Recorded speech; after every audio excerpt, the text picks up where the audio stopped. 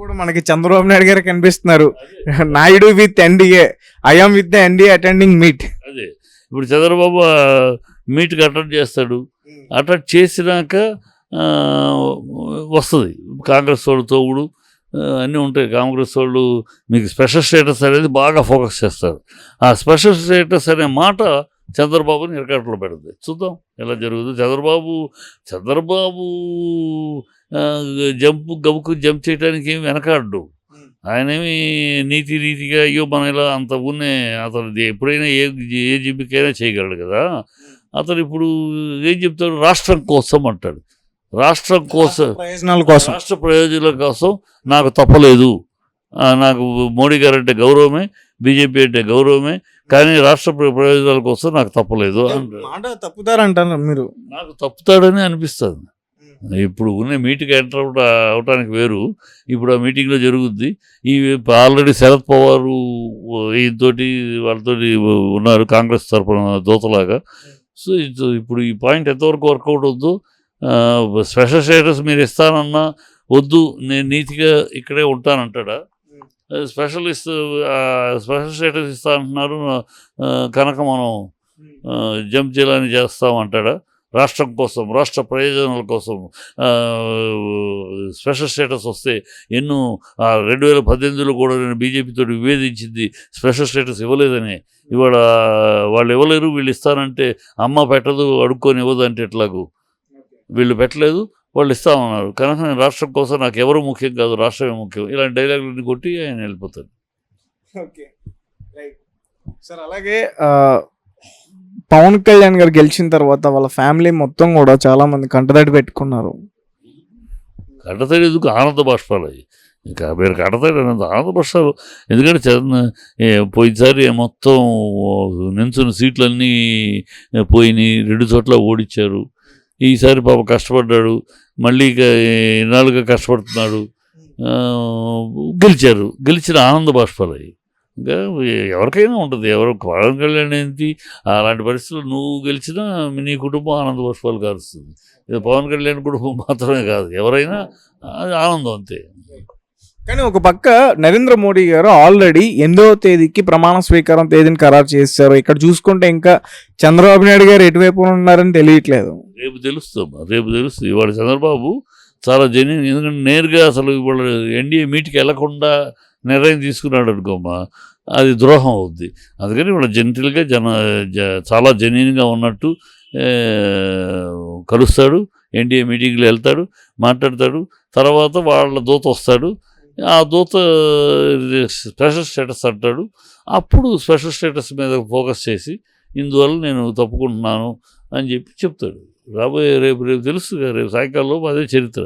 9వ తారీఖు ముఖ్యమంత్రి పెట్టుకున్నాడు, 8వ తారీఖు ఈయన, 8వ తారీఖు దానికి టాటా బై బై చెప్తే అప్పుడు చూద్దాం. అప్పుడు వాళ్ళ పరిస్థితి ఏంటి, మోడీ గారి చాణక్యం ఏంటి, ఈయన అమిత్ షా చాణక్యం ఏంటి, చంద్రబాబు మ్యాటర్ ఏంటి, నిలబడతాడా, కట్టుబడి ఉంటాడా దీనికి, లేదు స్పెషల్ స్టేటస్ అని ఎగిరి గంతేస్తాడా చూద్దాం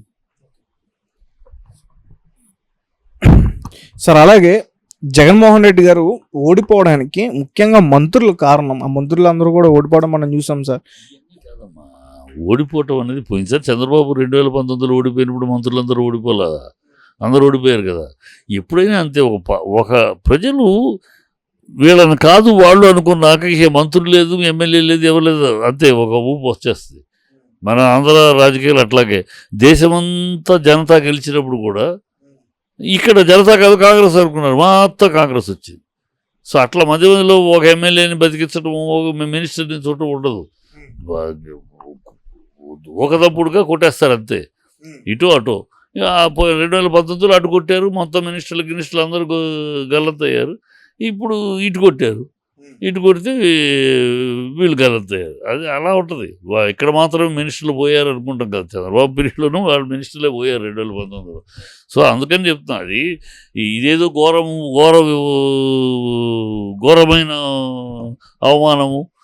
చంద్రబాబు 2019లో ఓడిపోయింది మాత్రం గౌరవమైన ఓటమి కాదు. రెండు ప్రజలు ఆనాడు చంద్రబాబుకి ఎలా గుణపాఠం చెప్పారో ఎలా మూల కూర్చోబెట్టి 10 ఏళ్ళు 14 ఏళ్ళు సీఎం చేసిన చంద్రబాబుని అట్లా మూల తోశారో, ఇవాళ 5 ఏళ్ళు రాజకీయం చేసిన జగన్ని అలా మూలకు తోశారు. అంతే. ఇద్దరిని ప్రజల నిర్ణయం అంతే. నిర్ణయం అలాగే ఉంటుంది. తోస్తే మూలకి, ఎత్తుకుంటే నెత్తికి, అంతే. మధ్యస్థం ఉండదు ఆంధ్ర ఓటర్స్ ఎప్పుడు కూడా. Right sir. అంటే మొత్తానికి ఆంధ్రప్రదేశ్ రాజకీయాలు మొత్తం కూడా చేంజ్ అవుతున్నాయి. అది ఆశ్చర్యకరమైన విషయం ఏంటంటే చంద్రబాబుకి ఈ ఇప్పుడు చక్రం తిప్పే అవకాశం ఆశ్చర్యకరం. ఎవరు ఊహించలా. ఏ చంద్రబాబు కూడా ఊహించున్నాడు. ఈ ఎన్నికల్లో ఎట్లాగిట్లా గెలవాలని తప్పితే గెలిచి కేంద్రంలో చక్రం తిప్పే అవకాశం తనకు వస్తుందని కానీ ఏనాడు చంద్రబాబు ఖచ్చితంగా 5 నెలలు ఏనాడు ఊహించున్నాడు. మరి అవకాశం వచ్చింది.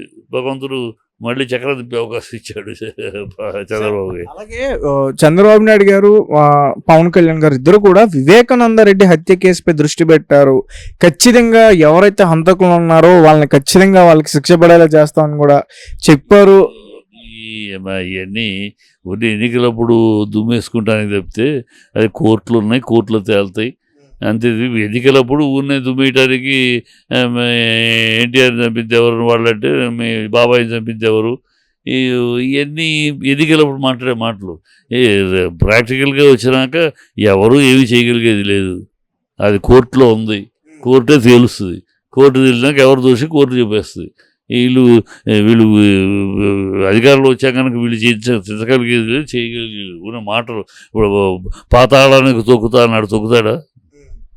బట్టలోడు తీసి పరిగెత్తిస్తాడా? కడ్రాయర్తో నిలబెడతాడా? మోకాళ్ళ మీద నుంచోబెడతాడా?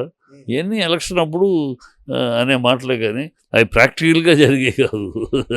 ఇప్పుడు అలా అయితే ప్రాక్టికల్గా అడగాలి పవన్ కళ్యాణ్, నాయన మనం మోకాళ్ళ మీద నుంచోబెడుతున్నావు, ఎప్పుడు నుంచోబెడతావు? కడ్రాయర్తో పరిగెట్టిస్తాను, ఎప్పుడు పరిగెట్టిస్తావు? ఇవి అడగాలి. అన్నీ ఎన్నికల్లో అంటూ ఉంటారు, ఈ ప్రజలు కూడా వింటూ ఉంటారు.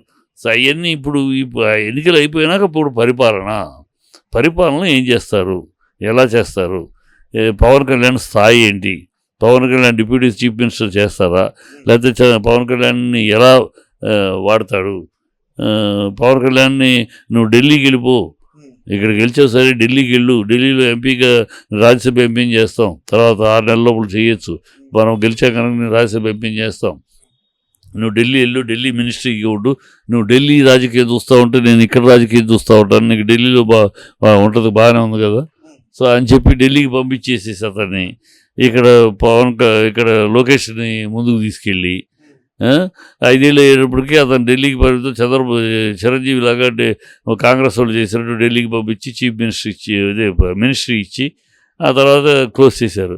అట్లా చంద్రబాబు క్లోజింగ్ ప్లాన్ ఏమైనా చేస్తారా పవన్కి? ఇవన్నీ వేచి చూడాలి. పవన్ ఎంత తెలివిగా హ్యాండిల్ చేసుకుంటాడు ఈ విజయాన్ని. చంద్రబాబు కుట్రపూరిత రాజకీయాలకు బలవుతాడా? చంద్రబాబు దాంట్లో సందేహం లేదు. యూజ్ అండ్ త్రో అనేది చంద్రబాబు నేపథ్యం. ఎవరైనా సరే బీజేపీని అలా వాడుకుని 2 సార్లు తోశాడు. బీజేపీని సెంట్రల్ గవర్నమెంట్ ఉండగానే తోశాడు. వాజ్పేయిని అలాగే యూజ్ అండ్ త్రో చేసుకున్నాడు, మోడీని యూజ్ అండ్ త్రో చేసుకున్నాడు. కనుక అతను యూజ్ అండ్ త్రో చేసుకుంటే పవన్ కళ్యాణ్ పెద్ద విషయం కాదు. పవన్ కళ్యాణ్ని ఎట్లా అది ఏం చేస్తాడు, ఆ కుట్రని వ్యూహానికి ప్రతి వ్యూహం ఆ కుట్రకి ఎదుర్కొనేసే ఆలోచన ఈ పవన్ కళ్యాణ్ దగ్గర ఎంత ఉంది, పవన్ కళ్యాణ్ చుట్టూ ఉన్న వాళ్ళ దగ్గర ఎంత ఉంది, వేచి కాలమే వీటికి సమాధానం. సార్ అలాగే ముద్రగడ పద్మనాభం గారు కూడా ఆయన పేరు మార్చుకోవడానికి రెడీ అయిపోయారు. ఎందుకంటే ఆయన ఒక స్టేట్మెంట్ ఇచ్చారు, పవన్ కళ్యాణ్ గారు కనుక పిఠాపురంలో గెలిస్తే ముద్రగడ పద్మనాభ రెడ్డిగా మార్చుకుంటానని చెప్పేసి అన్నారు. అది ఆయన అడగాలి, ఆయన మార్చుకుంటారో లేదో ఆయన అడగాలి.